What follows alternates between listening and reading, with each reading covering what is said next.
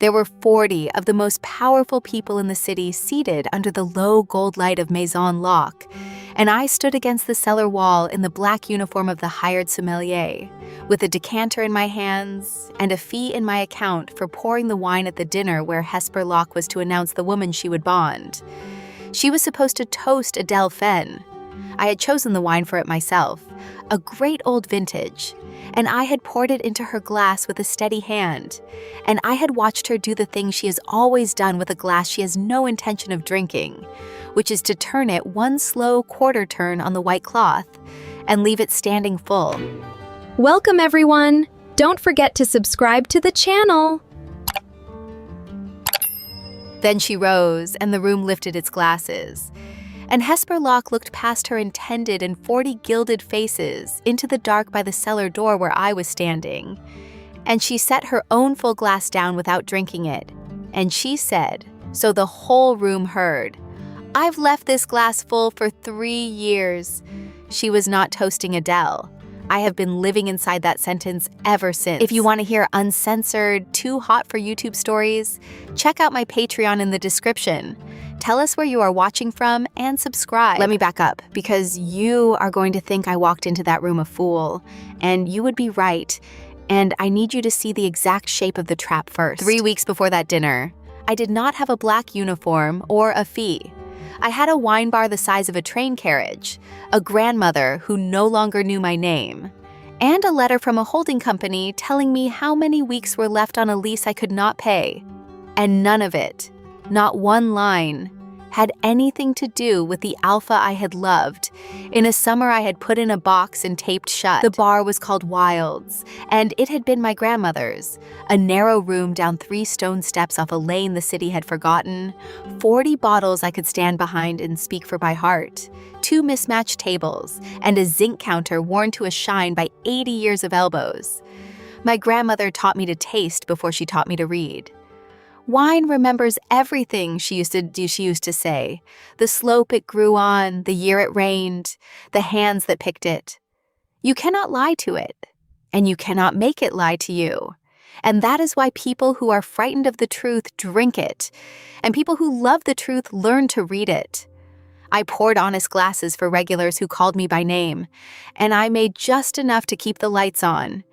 And I loved it the way you love a difficult old animal that has decided, against all sense, to stay. There was a corkscrew I used for every bottle, bone-handled, worn to the shape of my grandmother's hand, and then, slowly, to the shape of mine. And it lived in my apron pocket like a small warm animal, and I want you to remember it because it is going to matter later. Closing was a liturgy, the last regular gone up the steps, the door on the latch, the zinc wiped, the glasses breathing on the rack, and me alone in the low light running my thumb over the worn bone of that handle, while I decided which one bottle I would open for no one but myself. Because my grandmother taught me that a woman who pours all day and never once pours for herself has learned the whole trade and missed the entire point. I opened something small and good most nights, and drank 1 honest glass alone. And for a long time, that was enough. By that autumn, it was dying. My grandmother was in a care home across the river, in a bright, warm room where she was gentle with me and did not know who I was. And the fees for that room came out of the same thin stream that kept the bar's lights on. And the stream had gone dry.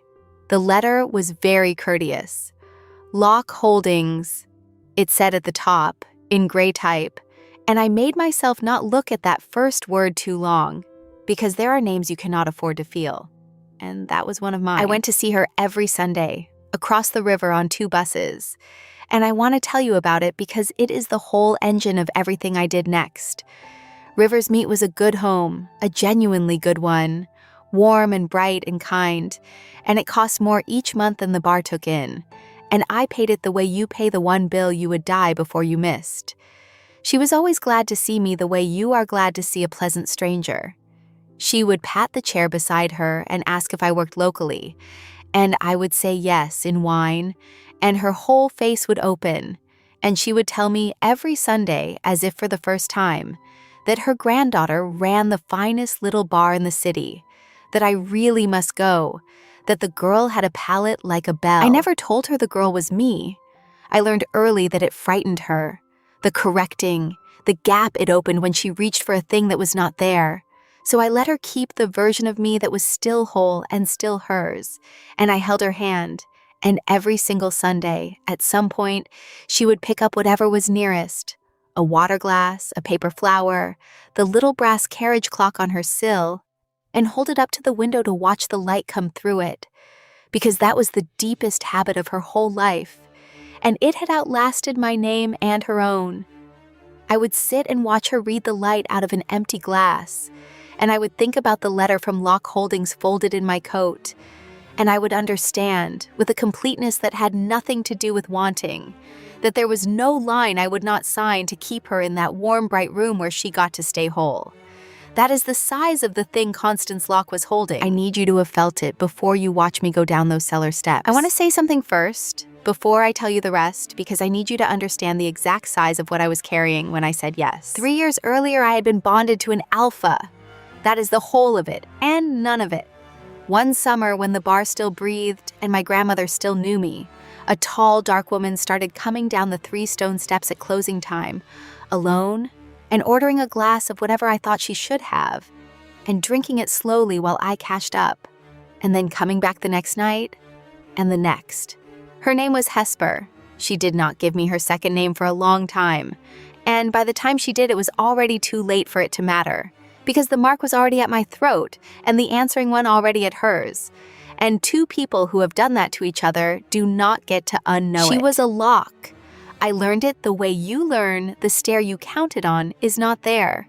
The Locks were hospitality, the great old glittering kind, restaurants and hotels and members' rooms, threaded through the whole city until you could not raise a glass at any table that mattered without their name somewhere under it.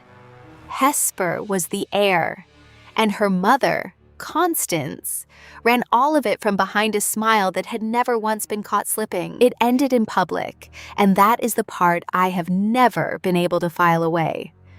There was an evening, the opening of a new Locke room, and Hesper had asked me to come.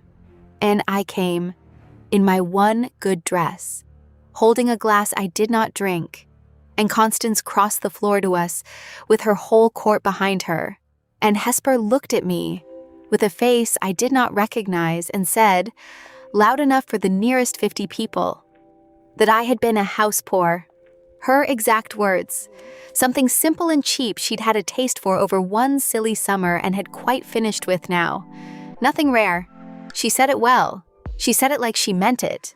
And then she turned her back, and I climbed the stairs out into the rain past all those watching faces. And I taught myself, that night and every night after, to close up alone. Why am I telling you the ending in the middle? Because I need you to hold 2 things at once, the way I could not. That she called me cheap in front of everyone who mattered. And that when the offer came 3 years later, more money for 3 weeks of work than the bar made in a year, my hand still shook when I opened it. I did not yet know those 2 facts were the same fact. I only knew the fee. The offer came on heavy cream paper with no company name on it, hand-delivered by a courier who waited for nothing. A private household of standing, it said, required an accomplished sommelier for a series of intimate dinners across 3 weeks, culminating in a formal supper of some importance, discretion absolute, the cellar exceptional, the fee, when I reached it in the last line, enough to clear the lease and keep my grandmother's warm, bright room for a year and a season besides. I read that line 4 times. Then I sat down on the cold stone floor of the bar with the letter in my lap, and I laughed until it turned into the other thing. I told myself it was only work.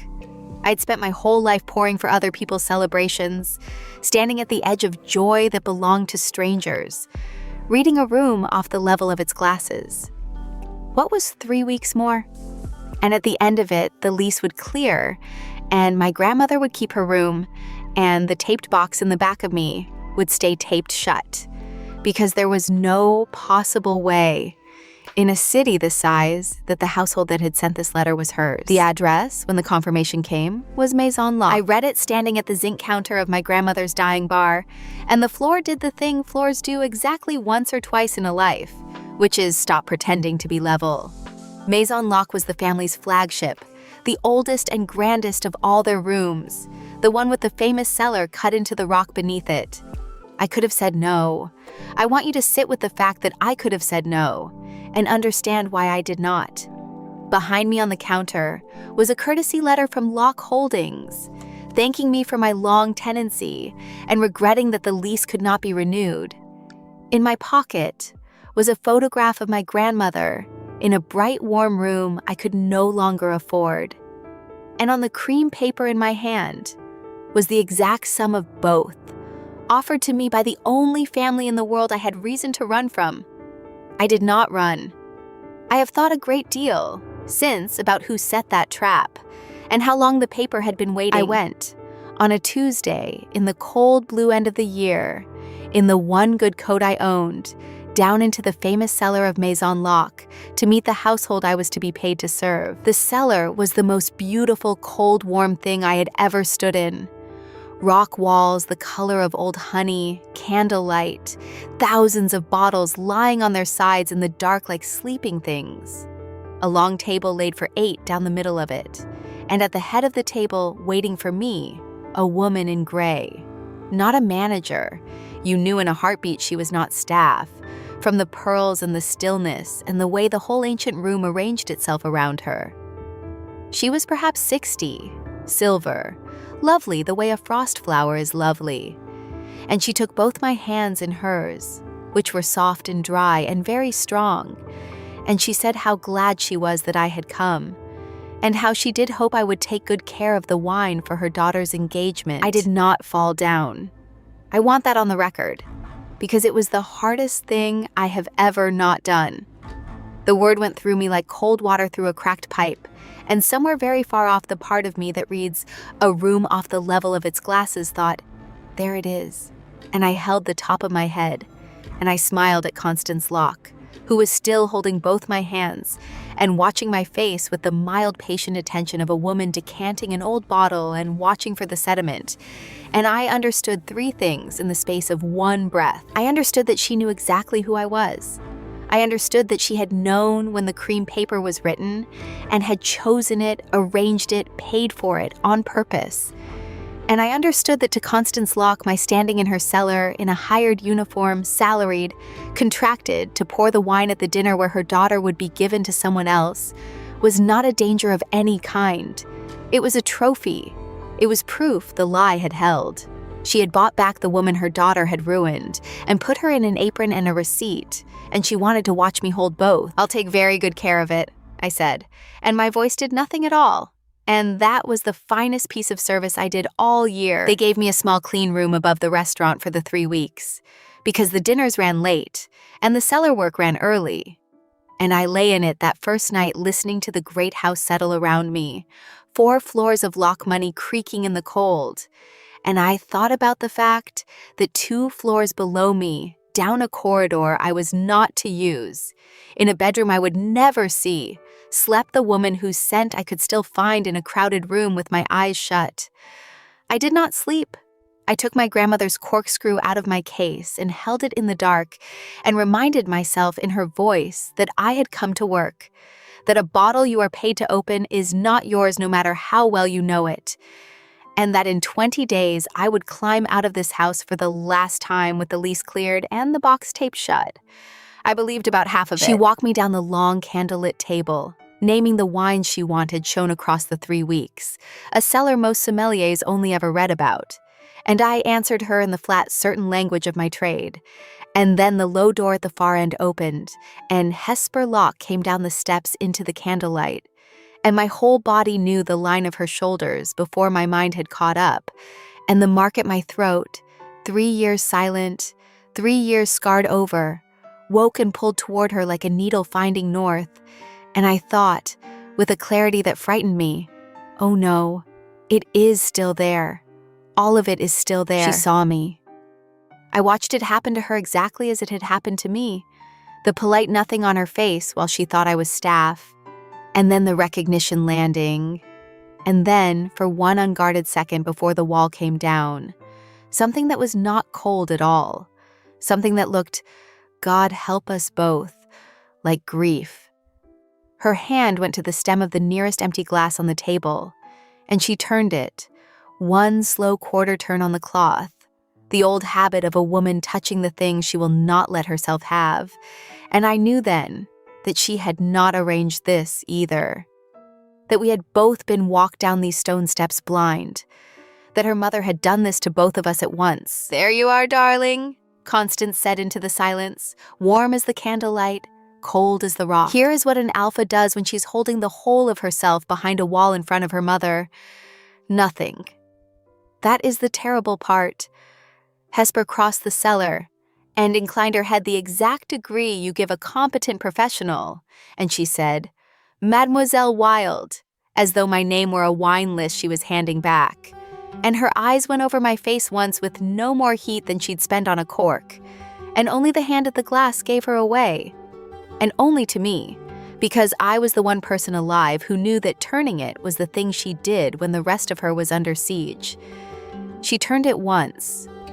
Then she folded her hands and waited, and the Frost of Locke looked at me out of the eyes of the woman who used to drink whatever I thought she should have, in the dark, at closing time, and gave me not one thing. The first dinner was a performance, and I was good at it, and being good at it was its own particular hell. There were 8 at the table that first night, Locks and Fens, and a lawyer who never once looked up from his folio. And I moved among them in the roaring calm of a person who has spent her life making other people's evenings run smooth. I decanted. I poured. I said the small true things about each bottle that make guests feel clever. The slope and the year and the rain. And the whole time, 6 inches behind Hesper Locke's right shoulder, I could feel her the way you feel a fire through a wall. And once, reaching past her to fill Adele's glass, my wrist passed an inch from her jaw, and I felt her go absolutely still, the particular stillness that stillness alone can never explain. And I stepped back and said the year of the wine in a voice with nothing in it, and no one at that table knew that anything at all had happened except the 2 of us. There was a moment that first night I have thought about a great deal since, because it was the moment Constance understood I would not be easy to keep small. A trustee at the far end, deep in his cups and pleased with himself, decided to test the hired hand, and he had a glass poured from a bottle with the label turned away, and called down the table for the sommelier to say what it was. The room went the particular quiet of rich people hoping to watch someone fail.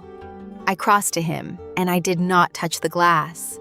I bent to it once, and then I told him the slope it grew on and the side of the hill it faced, and the year within one, and that it had rained hard in the September of its picking, and the growers had gambled and won, and I named the house, and I was right. All of it, and the man went the color of his own wine. The table applauded, delighted, the way the rich applaud a clever servant. And in the little silence after, I found 2 things at once. Constance's smile gone very slightly too fixed, because a trophy is only a trophy while it stays a trophy. And behind her, at the head of the table, Hesper Locke watching me with her whole ruined heart in her face for exactly 1 second before she remembered to put it away. The staff worked me out before the family did. Kitchens always know. A kitchen is the most honest room in any grand house, the one place where the truth of who is loved and who is used gets spoken in the shorthand of who saves whom, the last of the good bread.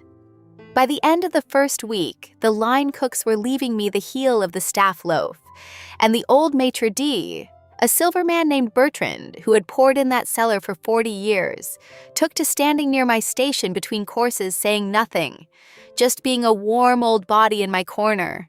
He never once said a word about what he plainly knew. But on the 9th night, after a bad moment I will tell you about, he brought me a small glass of something restorative from his own private bottle and set it in my hand and squeezed my shoulder once with a hand like an old root and went back to his door. And I nearly went to pieces over it.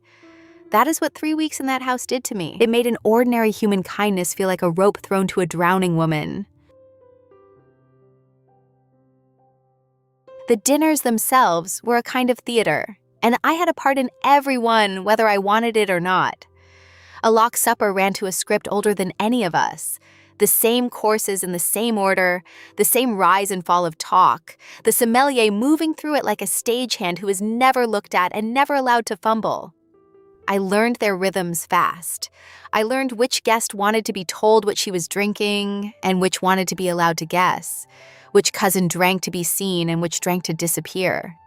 And I learned, most of all, the exact 3 seconds each night when the whole table turned warm and easy, and Hesper, at the head of it, was most completely alone. Because that was the thing no one else at the table could see, and I could not stop seeing.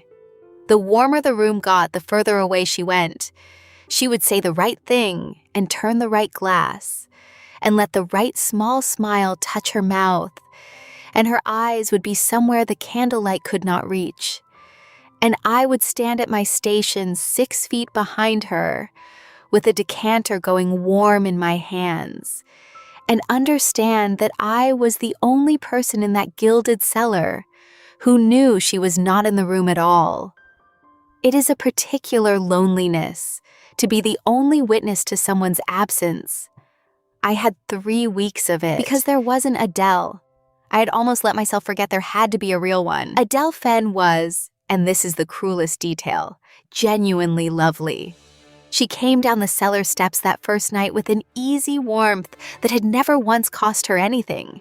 An alpha from a hospitality house nearly as old as the Lockes. And she found me at the decanting table before the others, and told me she knew nothing about wine and was terrified of the whole evening, and would I please save her from embarrassing herself. She meant it. You could see she meant it. The open, unguarded friendliness of a woman who has never once been handed a secret to keep. She had no idea who I was. That was plain in 3 seconds. And she was kind. I taught her, quietly, which glass to reach for.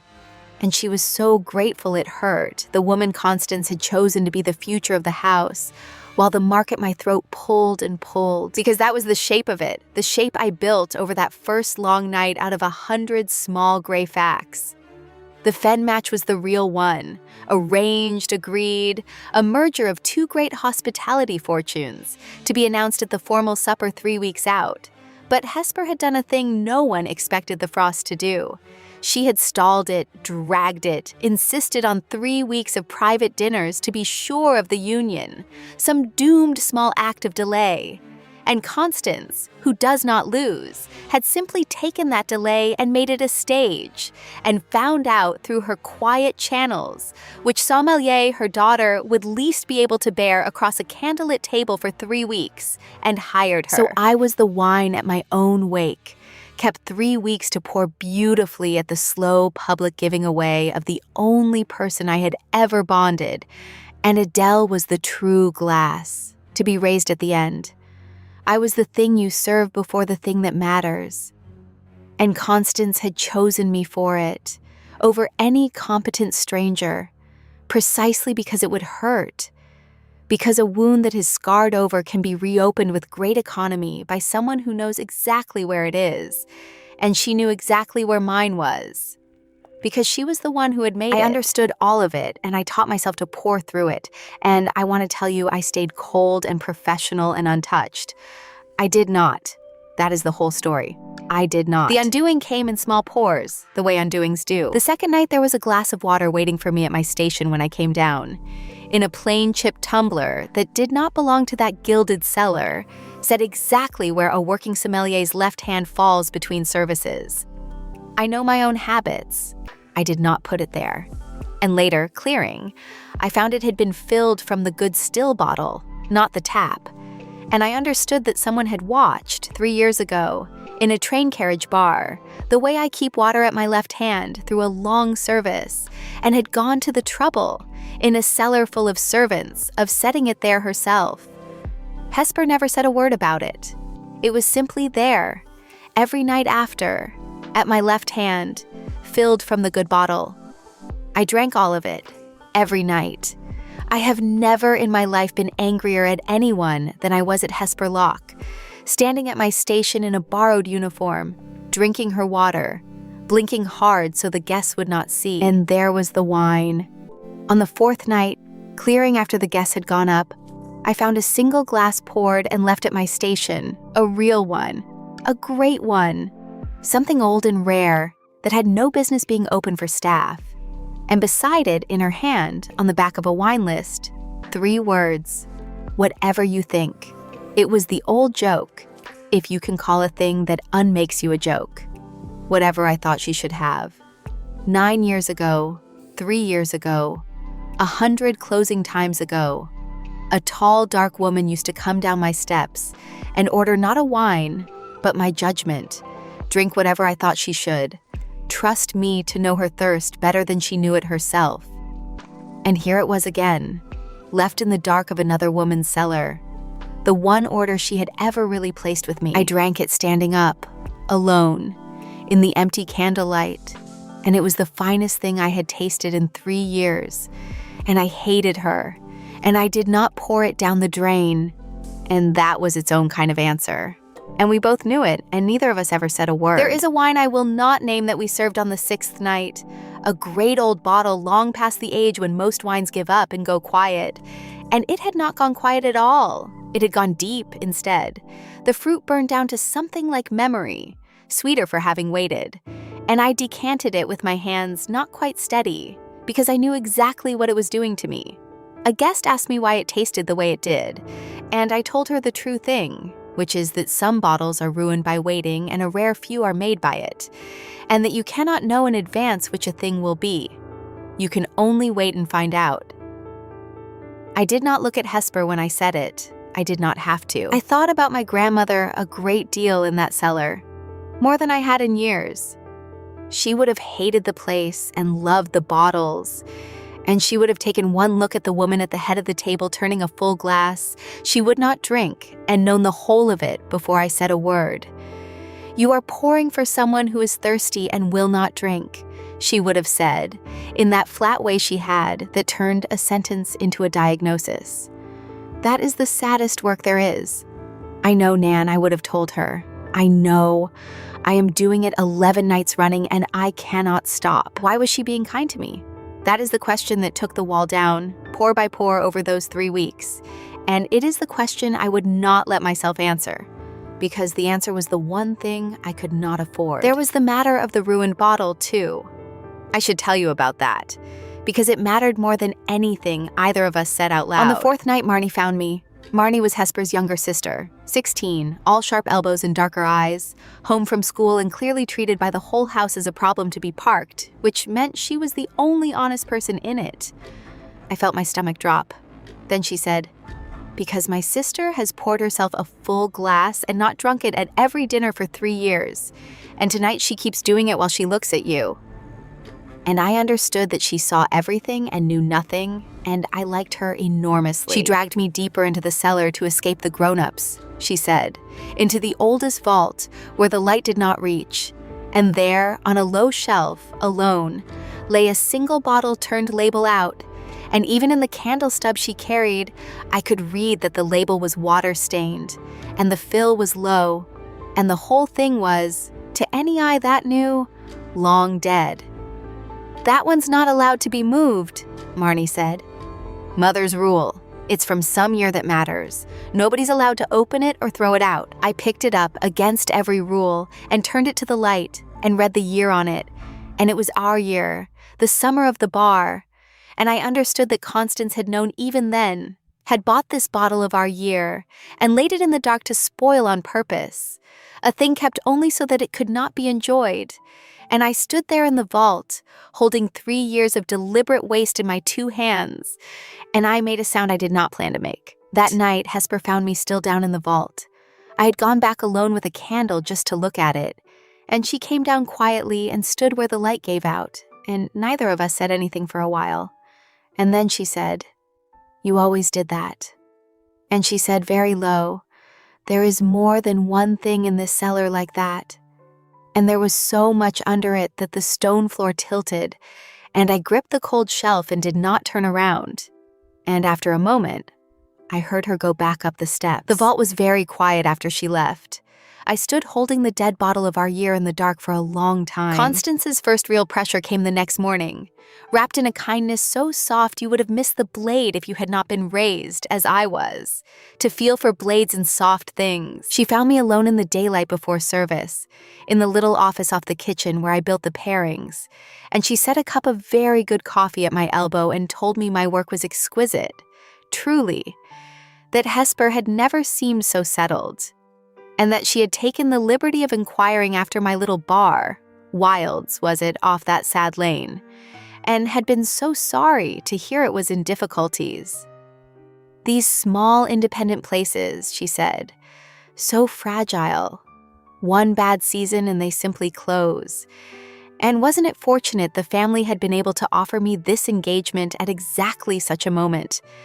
She smiled the whole time. She never once said a threatening word. She did not have to. She had told me, in the private language of the very rich, that she knew precisely which cork to pull to unmake me, and that she was holding it, gently, between two soft, dry fingers, and watching my face to see if I understood. I understood. I thanked her for the coffee. "And your grandmother," she added, at the door, as an afterthought that was not one. "River's meat, isn't it? The home. Such a good one." And she was gone, and I sat with the good coffee going cold and a cold stone where my stomach had been, understanding that she had just named out loud and smiling both of the two things I would sell my soul to keep, so that I would know she held them both. So there it was, the whole weight of it. I was to pour my 3 weeks and soften Hesper for the fen supper and go quietly.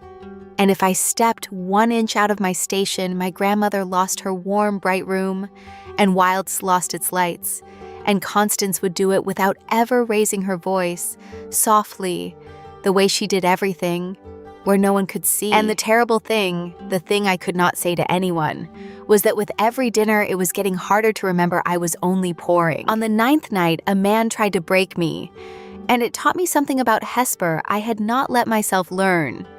He was a fen cousin, important in the way that curdles, and halfway through the service, he sent back a bottle I had chosen, a flawless bottle, and announced to the whole table that it was corked, and that the standard of the sommelier the Locks had hired was, frankly, telling.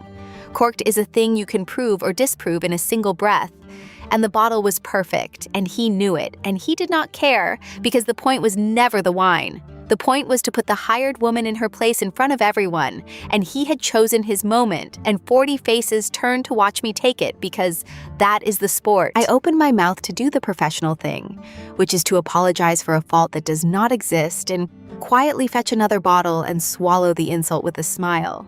Because that is the job. And before I could, Hesper Locke set down her fork. She did not raise her voice. She said into the silence that the wine was exactly as it should be, that she had chosen the cellar for these dinners herself and trusted the person pouring it above anyone at the table, and that if it did not suit her cousin's palate, he was welcome to the water. It was nothing. 4 flat sentences from a bored heir. And it was the most public thing she had done for me in 3 years. A woman with a wall standing 4 inches out from behind it in front of her own mother. And Constance saw it, I watched her see it, and the temperature of the room changed. And the fen cousin drank his corked wine to the dregs and said it had grown on him. And I went back to my station and gripped the edge of it until my hands stopped shaking. After that night, the staff treated me differently, and so in the smallest ways did the family. Word travels in a great house along the routes no one maps, kitchen to pantry to cellar to the quiet corners where the real hierarchy lives. And by the 10th morning, the whole downstairs of the house understood something about the hired sommelier and the heir that the dining room upstairs had not yet been told. No one said it. A great house runs on things no one says. But the good bread came to me a little fresher, and the old maitre d' stood a little closer. And I understood that I had been quietly adopted by everyone in that building, whose opinion carried no weight, and whose kindness was the only kind worth having. And still, every night the wall. We would come to a service and be professionals 6 inches and a whole ruined history apart. And I would pour, and she would turn the glass and not drink, and the terrible discipline of it was the most intimate thing I have ever shared with another person. Two people holding perfectly still against the same current, each for the other's sake, each certain she was doing it alone. I have poured wine for lovers on the worst nights of their lives and the best, and I have never seen anything as naked as that woman declining to drink a glass I had filled, night after night, in a room full of people who thought they were watching nothing at all. They gave me one evening off in the middle of the second week, and I did the worst possible thing with it, which was to go home. I took the 2 buses back across the river to the lane the city forgot, and I let myself down the 3 stone steps into Wilde's, my own dark-shuttered bar, the lights off, the zinc cold, the 40 bottles I could still name by heart, standing in the dark waiting for a woman who could no longer afford to open the door for them. I did not turn the lights on. I sat at my own cold counter in my coat in the dark, and I took out the corkscrew, and I thought about the difference between the 2 cellars I now lived between. One was Maison Locke, thousands of the greatest bottles in the world lying in the honey dark, most of them laid down as assets, and not one of them poured for joy. A cellar built by a woman who kept even our own year on a shelf to spoil so that no one could ever drink it. And one was this, my grandmother's 40 bottles in a train carriage room, every one of them opened at some point for someone who was glad, poured out, enjoyed, gone. I understood, sitting alone in the cold, which of the 2 women I would rather be, and which cellar I would rather die owning, and that I had spent 3 years letting the wrong one win because I was frightened. I climbed back up my own steps and locked my own door and took the 2 buses back to the gilded cage, and something in me had changed, and I told no one, and I poured the next night's service with it burning quietly under my apron. Adele knew. Not the whole of it, but enough. She was not a fool, only a kind woman being sold the same false glass I was. She caught me one afternoon between services, restacking the cellar.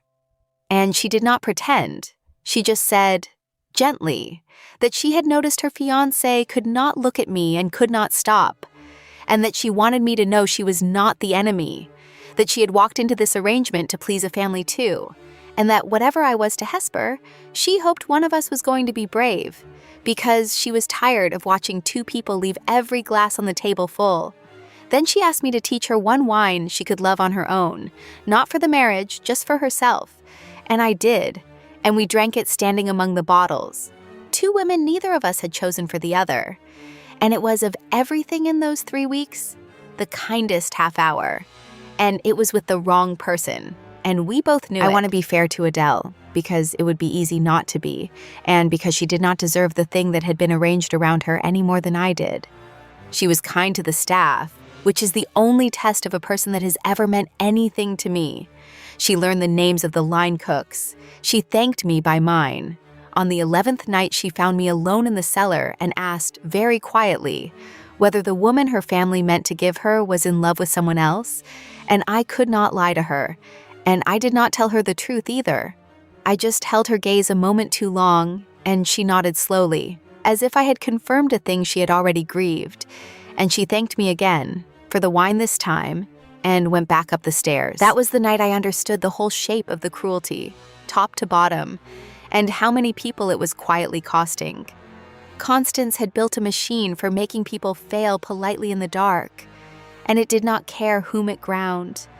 Not her daughter, not the omega she had ruined twice, not even the good fair alpha she had chosen as the acceptable glass, who was being handed a marriage to a woman who would spend her whole life turning a full cup she would not drink.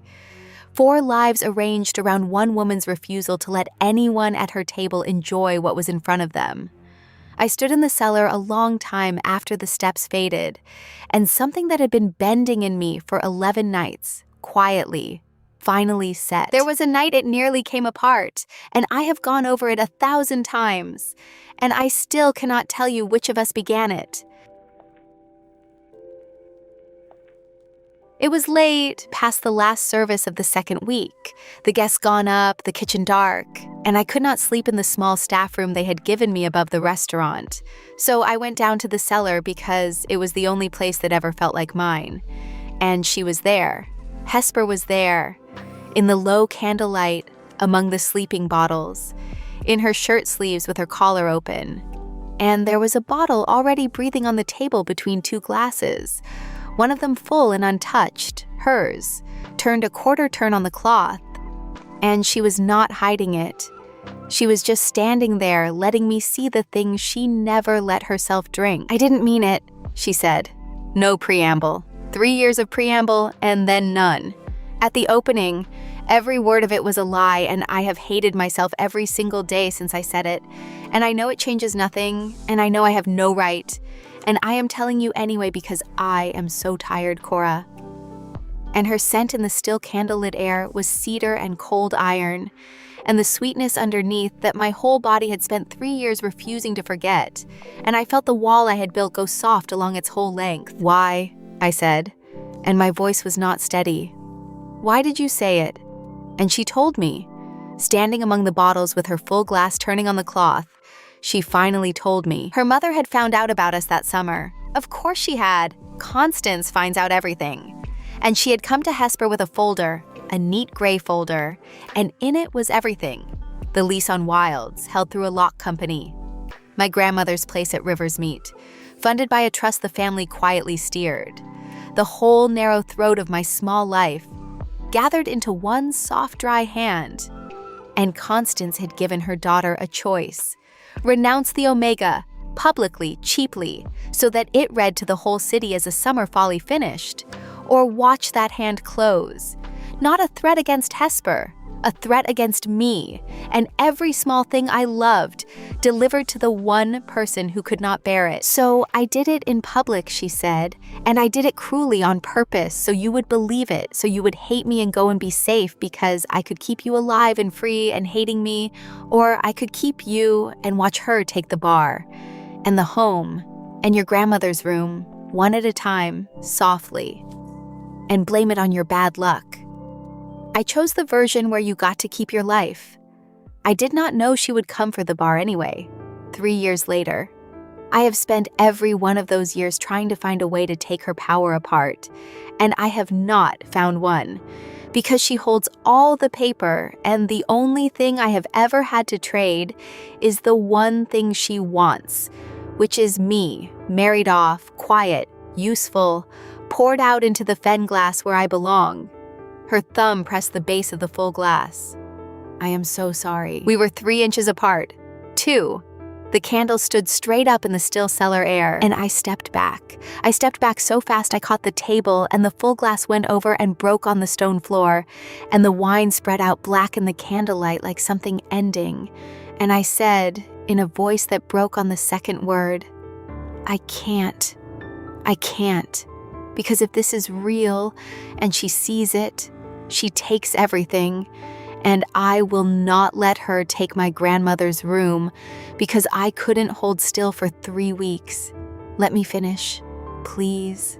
And I left her standing among the bottles over the broken glass and the spreading wine, and I went up to the small staff room, and I held my grandmother's old corkscrew until the bone handle warmed in my fist. And I did not sleep, because I had just learned that it had never once been a lie, not for either of us. And that knowing it was so much worse than not knowing. The corkscrew. I should have told you about the corkscrew earlier. It was my grandmother's, bone-handled, worn smooth. The only key that ever opened anything for me, and I carry it always. And I had brought it into that gilded cellar the way you bring one true thing into 3 weeks of false ones. I lay awake holding it, and I thought about the dead bottle in the vault, our year, kept only so no one could have it. And I understood that Constance Locke had built her whole life out of exactly that. Bottles laid in the dark to spoil, people kept full and untouched, good things preserved precisely so that no one would ever be allowed to enjoy them. And I thought, with the corkscrew warming in my hand, that a cork is only frightening to someone who has never learned to draw one. The next morning, I got up before the kitchen, and I did a thing I have never fully been able to explain, except that a person has to put her hands on something true, or she comes apart. I went down to the vault, and I took the dead bottle of our year off its forbidden shelf, and I carried it to my station, and I did not open it, not yet. but I stood it upright for the first time in 3 years, and I cleaned the dust off the old stained label with my thumb until the year showed clear, and I set it at the back of my station in the light where I could see it through every service. I did not ask permission. Constance would very likely have it thrown out the moment she noticed. I stood it in the light anyway, because it was the one honest thing in that whole cellar, and my hands did not know how to keep leaving it in the dark. Marnie found it there mid-morning, standing up in the light, and she looked at it a long time.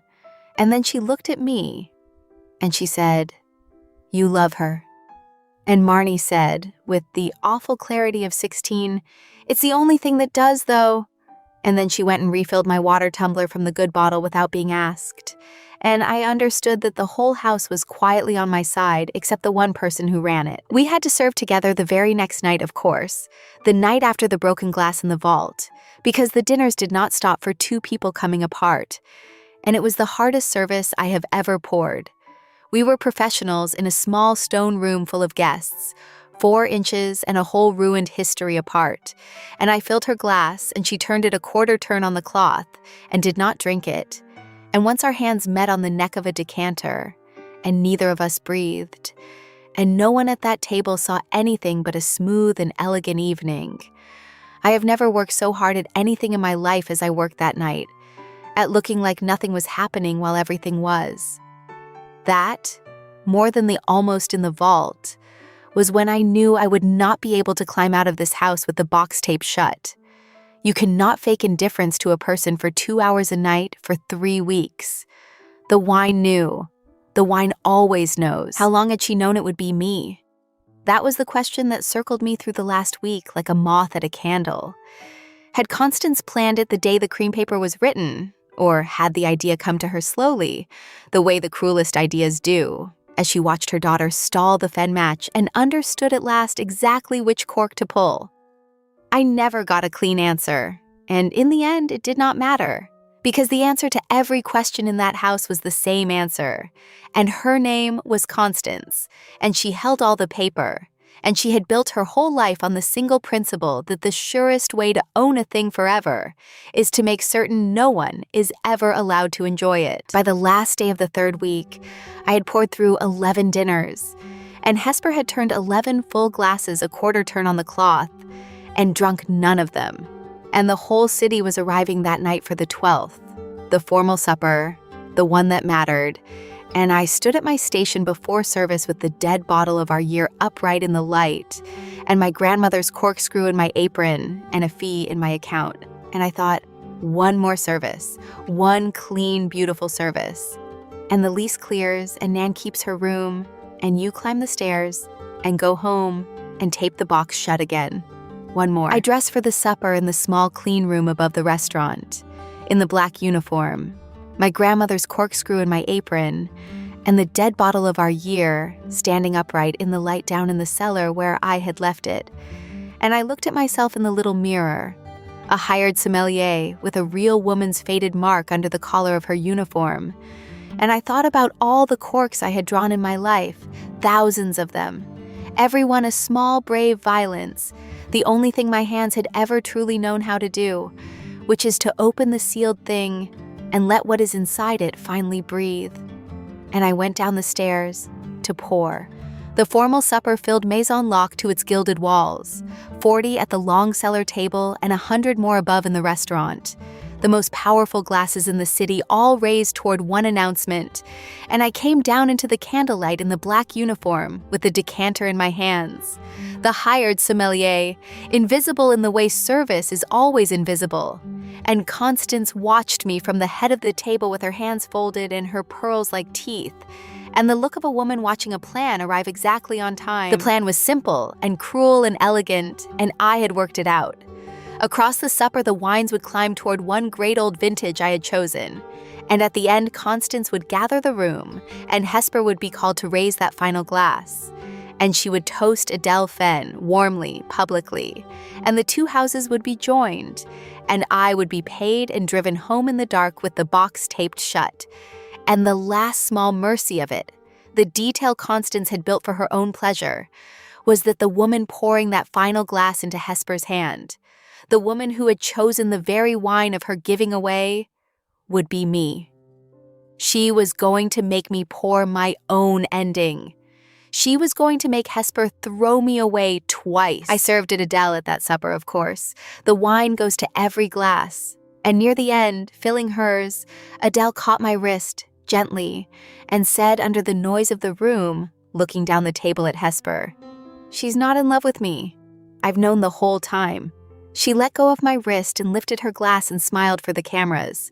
And I stood there with the decanter, understanding that the whole long table was full of people being poured into glasses they had never chosen, and that not one of them would be the first to break. I had not been expecting that. I carried it back to my station and stood in the dark by the cellar door, with the great old vintage breathing in the decanter.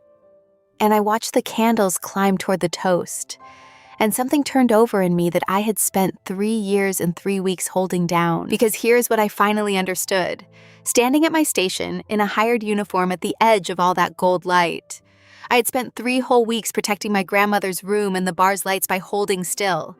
And Hesper had spent 3 whole years doing the exact same thing, holding still, pouring herself full glasses she would not drink, letting her mother win quietly, all to keep those same 2 small things of mine safe. We had both been so busy leaving our glasses untouched in the dark to protect each other that we had handed Constance 3 years and a whole life. And Constance's entire power, the only power she had ever had, was the power to make people leave the glass full where no one could see. It died the moment someone drank. At the turn of the supper, Constance rose and touched a spoon to a glass, and the sound went round the ancient room, and 40 faces lifted. And she made a warm little speech about family and continuity and 2 great houses. And she said she would let her daughter say the words. And she looked at Hesper with a smile like a closing hand.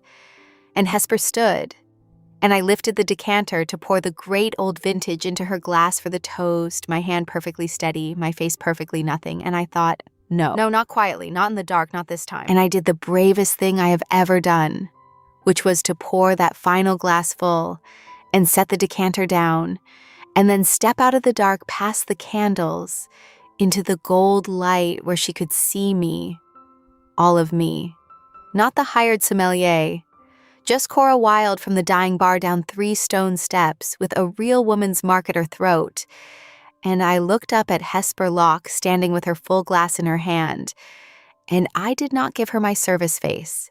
I gave her my whole unhidden one, and I gave her the only thing I had ever had to give her, which was permission.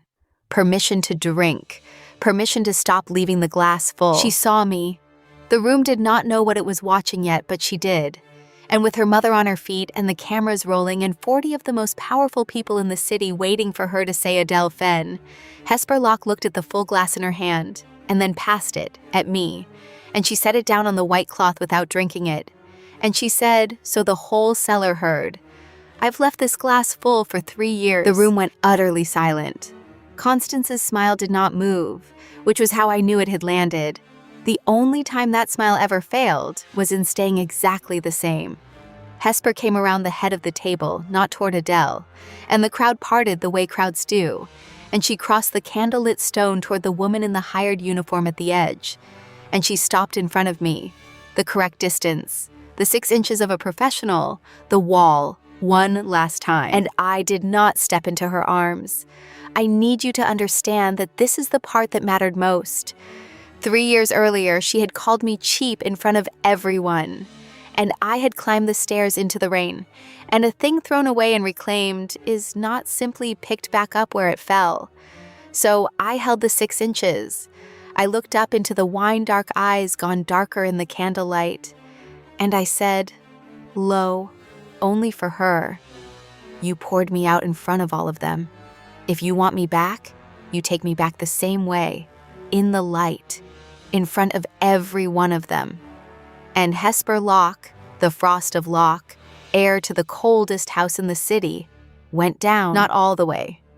One knee, there on the candlelit stone in front of 40 faces, and her mother, her head bowed.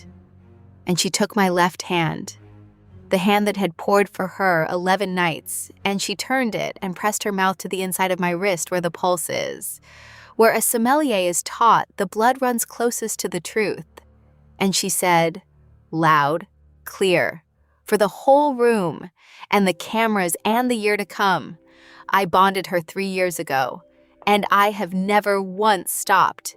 Everything I said to send her away was a lie my mother wrote, and I said it, and I have been a coward every day since. This is Cora Wilde, and she stayed down on one knee, her hand open and lifted up to me, asking in front of everyone, the exact and public opposite of the thing she had done in the rain. Constance moved then. Of course she did. She crossed to us fast and low with a folded check already in her hand, always already written, and she pressed it toward me, not toward her daughter, toward me, and she said under the noise, smiling for the room, "Name your figure. The bar, the lease in perpetuity, your grandmother's care guaranteed to the end, all of it. And you set that glass down and walk up those stairs alone tonight, and this becomes a charming story about a girl who knew her station. I am being generous." And she was. It was more money than I had ever seen. It was my grandmother's warm, bright room forever, and the lights of Wilde's on for the rest of my life, and never once having to be brave again. And this is where I have to stop, because what happened next was never meant for YouTube. If you want the uncut version, it's waiting on my Patreon. The link is in the description. I took the check. I want you to know I took it, held it, felt the weight of the paper, my whole small, frightened life bought and priced in one soft, dry hand. And then I tore it in half in front of everyone, and again, and I let the pieces fall on the candlelit stone. And I said, not low this time, loud, so the whole silent gold room could hear the thing that had lived in the dark for 3 years. You laid 2 small things of mine in the dark and made us both stay full and untouched to keep them safe. We're done staying full. Take the bar, take the room. We'll pour again somewhere you can't reach the cork. And I reached down and took Hesper Locke's open lifted hand and drew her up off her knee. And that was the first time in 3 years our 2 hands closed, with nothing hired left in them. No station, no fee, no 6 inches, no wall. And I brought my other hand up to the side of her jaw, where the cold public mask had lived for 3 years, and felt there was no mask under my palm at all. Only a woman shaking very slightly. And in the candlelit cellar of Maison Locke, under 1,000 sleeping bottles, with the room silent and her mother standing among the torn pieces of a check, I finally stopped leaving the glass full. We did not stay under the Locke name, and that is the first thing you should know about after. There was a version of that night, I am sure, that Constance had scripted, where the scandal was decanted quietly, and the sommelier was paid to vanish, and the union of the houses was restored by spring. And it did not survive contact with 40 witnesses, and a daughter on one knee, with her own mother's check in pieces on the floor. You cannot recork a bottle once the whole room has watched you pull it. By the time the last candle guttered, the story belonged to too many people for any single soft, dry hand to unmake it. And the Frost of Locke had thawed, publicly, permanently, over one supper. And there is no board alive that can vote that back into ice. She did lose it mostly, and I will not pretend otherwise, because the version where the cruel mother is also gracious in defeat is another kind of lie. And I am done with those. Constance held the paper and she used it. Wilde's closed that winter. The company that held the lease called it in, and there was no fighting it. But a strange thing happens to a woman whose whole power was the power to make people stay full and untouched in the dark. When the 2 people she was starving decide instead to drink, loudly, in the light, together, in front of everyone.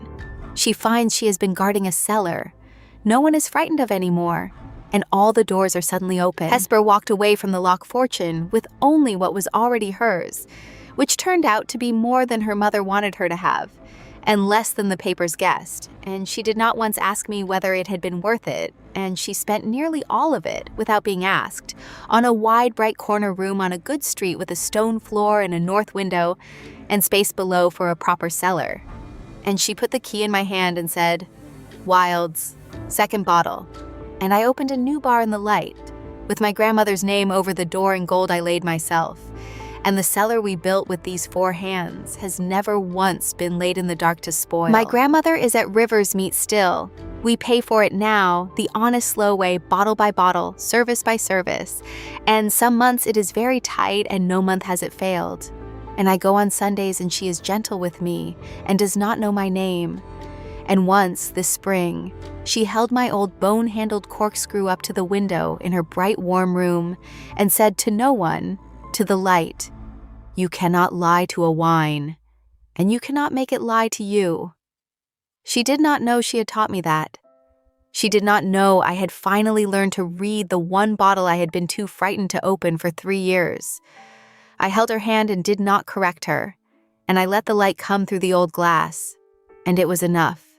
It is enough. Marnie comes on the train most months, taller each time, and works the counter beside me on Saturdays, and is becoming genuinely good at the one thing her whole family was built to sell and never once enjoyed, which is a table where people are glad, and she is, I think, the happiest Locke I have ever seen.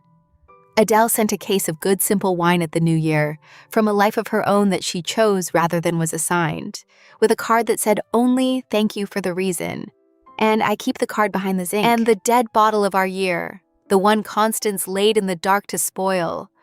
I took it with me the night we left, upright, in my coat, and it sits now on the highest shelf of the new cellar, still corked, still ours, and Hesper and I have agreed we will open it on no particular occasion at all. On some ordinary Tuesday when we simply feel like drinking the truth, because that, we have decided, is the whole revenge, to have a great bottle and actually drink it, in the light, on a day that matters to no one but us. Hesper still reaches for the stem of a full glass sometimes and turns it a quarter turn on the cloth before she remembers she's allowed to drink now. I have stopped minding it. It is not a tell of holding on anymore, only an old habit of the hand. And some evenings I catch her at it across the warm, north-lit bar while I cash up and she pretends to do the accounts she now actually has to do. And I go over and put my own hand over hers on the stem and lift the glass the rest of the way to her mouth, over the faded mark at her wrist that answers the one at my throat that never once came off.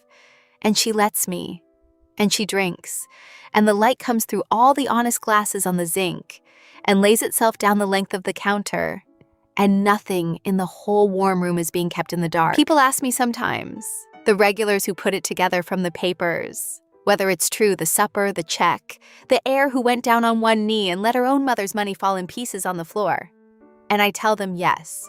And they always ask the same thing, which is how I could have gone back after what she said to me, after being called cheap and a house poor and nothing rare in front of everyone who mattered. And I tell them the only thing I know, the thing my grandmother's corkscrew in a bottle kept spoiling in the dark, and 3 years of closing up alone, finally, taught me. A bond doesn't come off, no matter how long you leave the glass untouched. You can be poured out into the rain. You can be bought back cheap and put in an apron and told to fill someone else's glass. But some things were never a house pour and were never for sale and were only ever waiting, corked in the dark, at the back of the shelf, for 2 people to stop being frightened and drink the truth at last in the light, in front of everyone, together, and mean it.